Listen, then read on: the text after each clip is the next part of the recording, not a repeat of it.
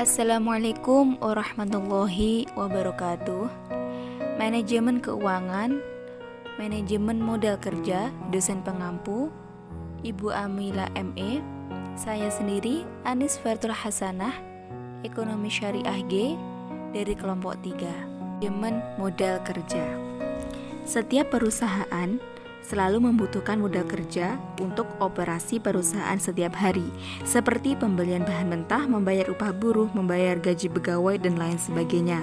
Dana yang dikeluarkan sebagai modal kerja itu diharapkan akan kembali masuk ke dalam perusahaan dalam jangka waktu yang cukup pendek melalui penjualan hasil produksinya.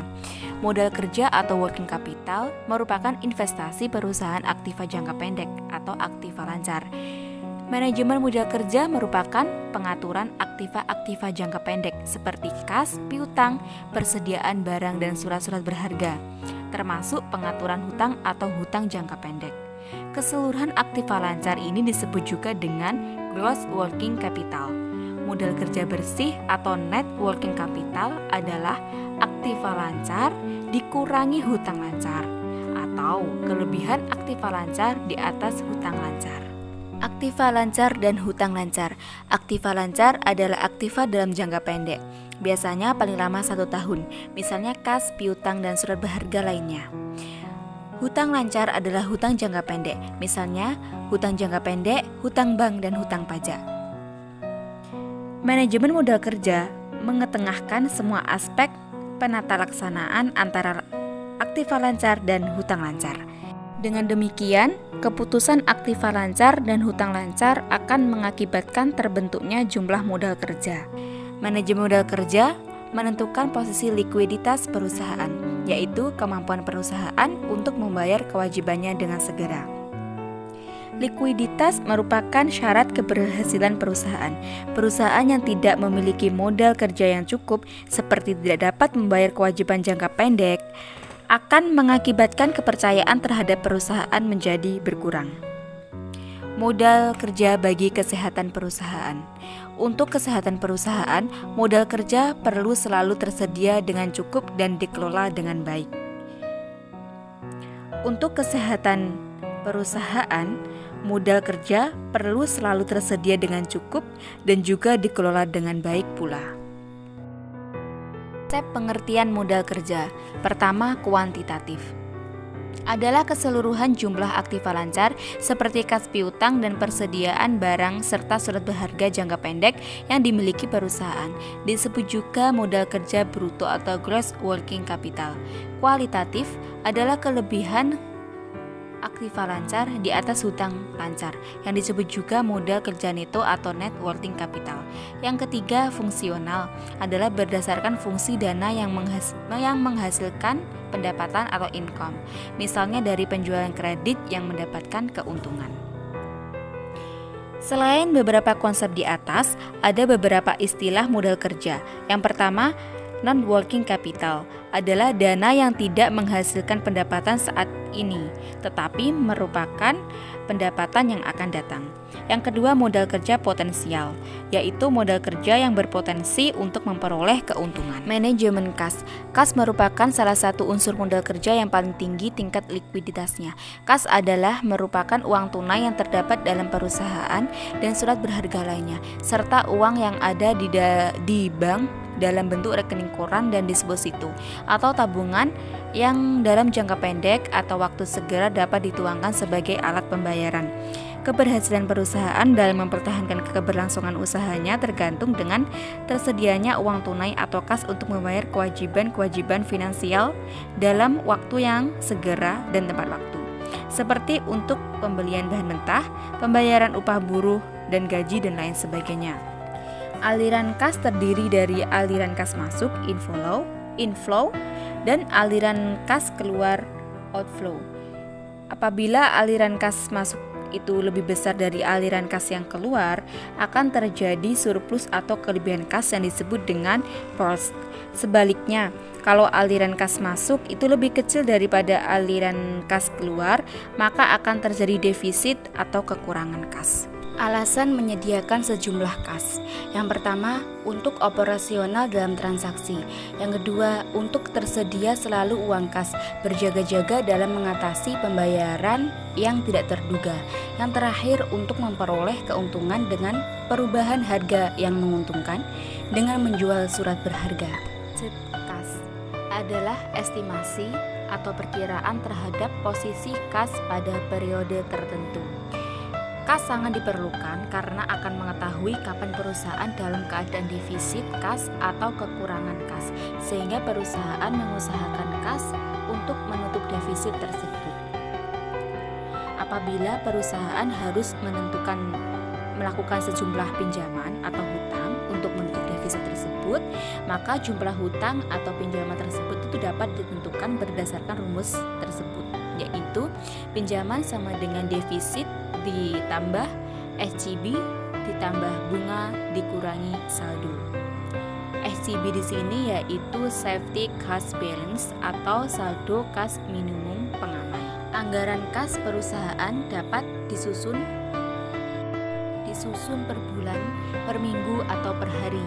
Pada umumnya, anggaran kas disusun berdasarkan waktu per bulan, baik untuk setiap 6 bulan atau setiap 12 bulan.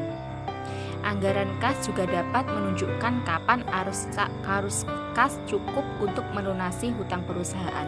Oleh karena itu, dalam anggaran kas itu perlu membedakan transaksi usaha dan transaksi finansial. Transaksi usaha itu memuat penerimaan kas dan pengeluaran kas, sehingga diketahui kapan perusahaan mengalami defisit. Transaksi finansial itu memuat rencana penarikan piutang dan jumlahnya untuk menutup defisit dan rencana pembayaran hutang ataupun pembayaran bunga. Manajemen piutang. Dalam menghadapi persaingan dan ingin memperbesar jumlah penjualan, perusahaan dapat menjual barangnya dengan cara kredit kepada pelanggannya. Adanya penjual kredit ini akan timbul piutang yang akan diterima pembayarannya pada saat jatuh tempo.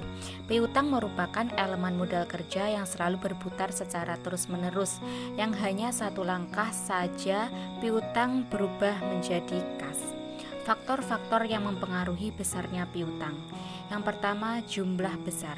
Semakin besar jumlah penjualan kredit, maka semakin besar pula piutang atau dana yang tertanam dalam piutang. Begitupun sebaliknya.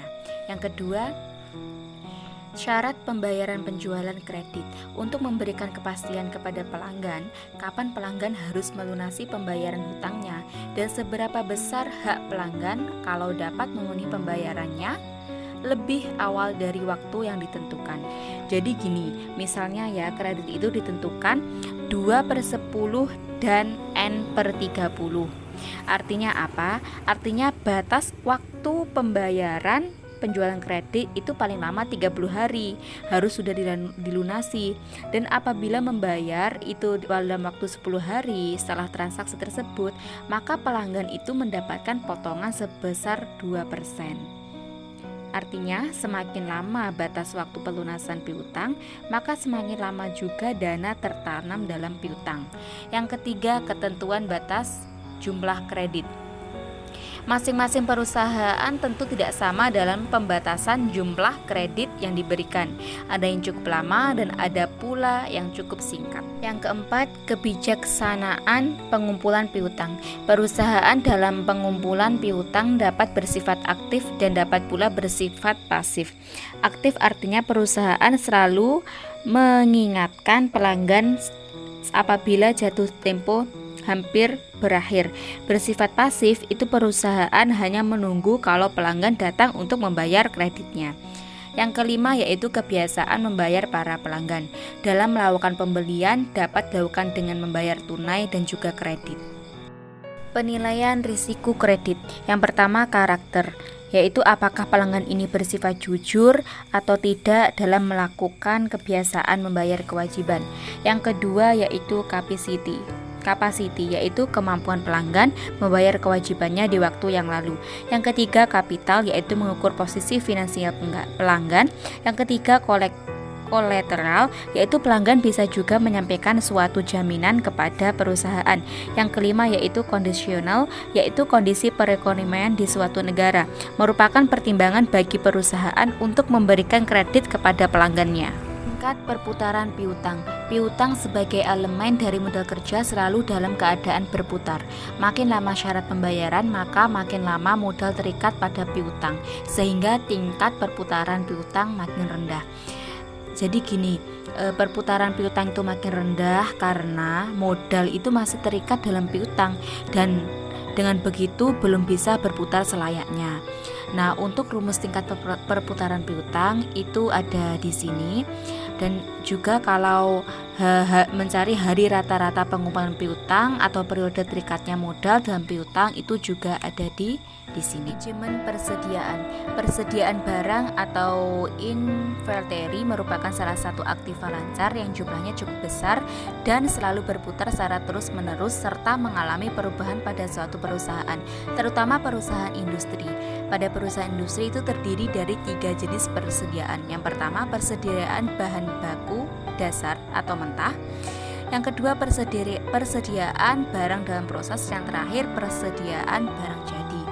Bagi perusahaan industri atau perusahaan manufaktur, persediaan ini tuh dianggap sangatlah penting karena kesalahan dalam menentukan persediaan itu akan mengganggu kelancaran operasi perusahaan. Sedangkan perusahaan dagang itu hanya satu jenis persediaan, yaitu persediaan barang dagangan. Economic order quantity merupakan volume atau jumlah pembelian yang paling ekonomis untuk dilaksanakan dalam setiap kali pembelian bahan mentah. 3 jenis biaya yang berkaitan dengan persediaan yang harus dipertimbangkan dalam menentukan persediaan yang optimal. 3 jenis biaya tersebut adalah biaya pesan, simpan, dan kehabisan bahan. Biaya pesan itulah semua biaya yang timbul sebagai akibat pemesanan. Biaya simpan adalah semua biaya yang dikeluarkan untuk menyimpan persediaan selama periode tertentu.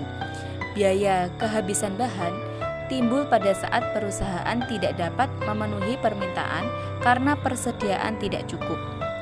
Atau biaya kehabisan bahan ini juga dapat berupa kehilangan keuntungan karena pelanggan memutuskan untuk pindah kepada perusahaan pesaing. Nah, karena pentingnya menentukan persediaan perusahaan, maka manajer keuangan itu harus menentukan persediaan yang optimal. Suatu metode untuk menentukan persediaan bahan dasar yang tepat, sehingga tidak mengganggu proses produksi dan biaya yang dikeluarkan itu tidak terlalu tinggi. Adapun rumusnya itu dapat tertera di sini. Dan juga penjelasannya, keterangannya itu ada di bawahnya. Di sini ada contoh yaitu contohnya, misal jumlah bahan mentah yang diperlukan selama 1 tahun itu sebanyak 120.000 unit dengan harga Rp10 per unit. Biaya penyimpanan dan biaya pemeliharaan itu sebesar 40% dari nilai average inventory. Biaya pesanan itu sebesar 115.000 setiap kali pesanan. Tentukan banyaknya setiap kali pesanan bahan mentah tersebut. Nah, di sini sudah tertera ya teman-teman, dan hasilnya itu adalah 30.000 unit. Artinya setiap kali pembelian bahan mentah itu dilakukan sebanyak 30.000 unit atau 4 kali dalam 1 tahun, yaitu 120.000 dibagi 30.000. Selanjutnya ada safety stock dan reader point. Safety stock adalah persediaan pengaman bahan mentah, sedangkan reader point merupakan titik persediaan bahan mentah yang harus dilakukan pemesanan kembali.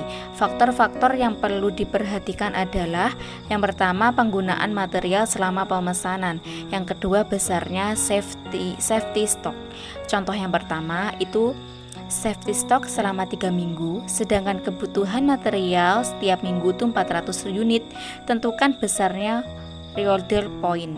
Nah, di sini sudah tertera ya teman-teman. Jumlahnya itu ada 1.680 unit. Artinya pada saat perusahaan mempunyai persediaan sisa sebesar 1.680 unit, maka perusahaan itu harus melakukan pemesanan kembali. Contoh yang kedua, lead time itu selama 3 minggu. Kebutuhan material setiap minggunya itu sebanyak 400 unit. Kebutuhan penggunaan atau safety stock itu selama 2 minggu. Tentukan reorder point. Nah, di situ sudah tertera ya teman-teman rumusnya, dan hasil akhirnya ada 2000 unit. Artinya pada saat perusahaan mempunyai persediaan sisa sebanyak 2000 unit, maka perusahaan itu harus melakukan pemesanan kembali. Sekian dari saya. Atas kekurangannya, saya mohon maaf yang sebesar-besarnya. Untuk diskusi kita lanjutkan di Google Classroom ya teman-teman. Sekian dari saya. Ada kurang lebihnya, saya mohon maaf. Akhiron, wassalamualaikum warahmatullahi wabarakatuh.